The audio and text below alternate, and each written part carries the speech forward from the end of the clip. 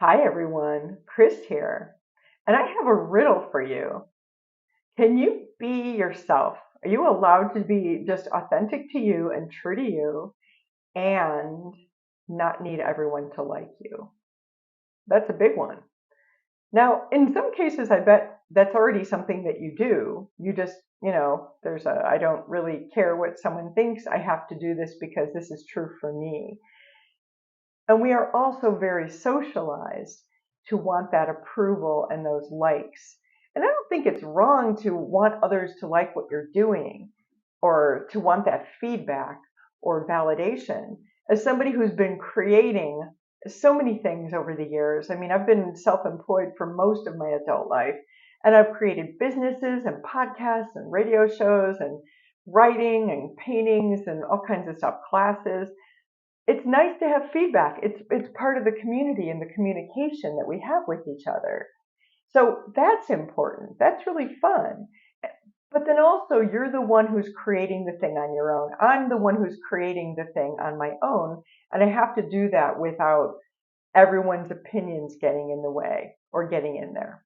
And this is something that as a psychic, I've seen so many times in readings with clients. I learned many years ago that because as you can imagine, the greatest reading or the biggest reading that people ask me to give over and over is a relationship reading, like to read relationships. That's the most popular reading, mostly that.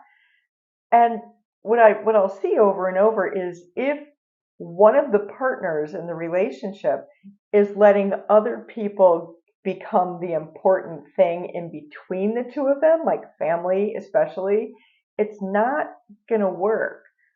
Generally, if the partner who's coming to me for the reading is the one who's like not happy about that because it's happening, and the other person isn't all in without bringing all their people, so they're needing everyone else to approve or like or control in some way.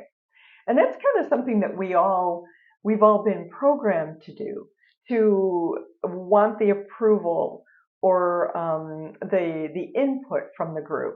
I'm always amazed when, just because I've done things differently, when I've heard people, grown adults, say to me in different situations, well, I can't do that. I have to ask my sister's opinion, or I have to ask this person's opinion. Now, if that person's involved directly, I understand, like you want their approval or opinion. But if it's your life and you're needing other people to give you the thumbs up on all the different decisions you're making, then it's hard for you to actually be yourself. So what came up this weekend, this came up in a reading with a client who is, I think, really such a rock star, just has such a really unique, wonderful energy. And I've worked with this person many times, and they were hitting that same picture of, can I, because some people that they work with don't like them being this way, which is just themselves uniquely. They're not being, jerky or anything. It's just simply being unique, being original, not matching to everyone else who's there, not getting approval from the whole group because everyone's supposed to be creating their thing anyway, right? So if your life is your thing you're creating. And it doesn't mean you don't ask for help or input or have a coach or a friend or somebody who can give you feedback, honest feedback. That's important. Writers having an editor, artists having people kind of giving them sort of feedback on the work they're doing. That's all really important. I agree with all that. But what I mean by this is when it comes down to it, you're the person who has to decide that you get to be you. And that's not where others giving you feedback is necessarily helpful.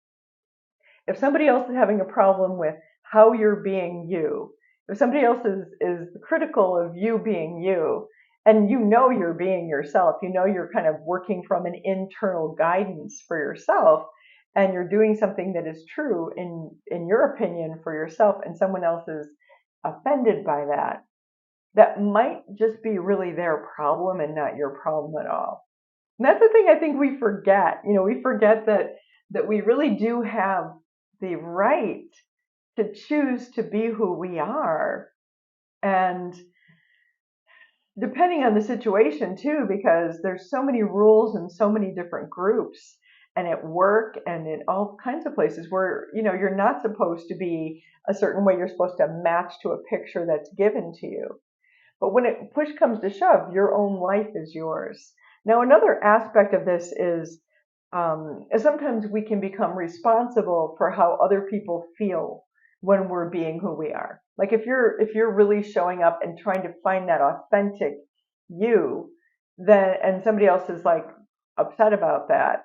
Again, if you've in the past been responsible for how they feel about it, like it's held you back, if you've let other people hold you back from being true to yourself, that thing is your problem. Like you're the one who gets to decide you don't want to do that anymore. And you can update that. I always talk about this too. This is a very important part of what clairvoyant readers look at, which is agreements that come up in different situations. And we have so many. I mean, our lives are run on agreements. Agreements are just neutral unless they don't work for you, and then they might be dragging you down. It might be that you have an agreement that you're updating. I'm going to hold myself back until everybody else is comfortable and well and happy. That whole the thing that we all hear when we get on an airplane, and just as it's taking off and the flight attendant is showing us all the different safety points, and that very famous one that's used over and over as an example of kind of what I'm talking about, which is about putting the mask on your own face first before you help someone else. Many of us were brought up to not put our own mask on first. We were taught that we had to make sure everybody else was okay first before we even thought about making sure we had enough for ourselves. And what I mean by that is, the programming that says you're selfish if you think of yourself at all, which is funny. And I know a lot of people who have this programming. I certainly was raised with that too. And it's an ingrained thing. It can be something that you unlearn, that you decide to step out of. Doesn't mean you become selfish. You still could be giving to people, but you're not giving away anymore.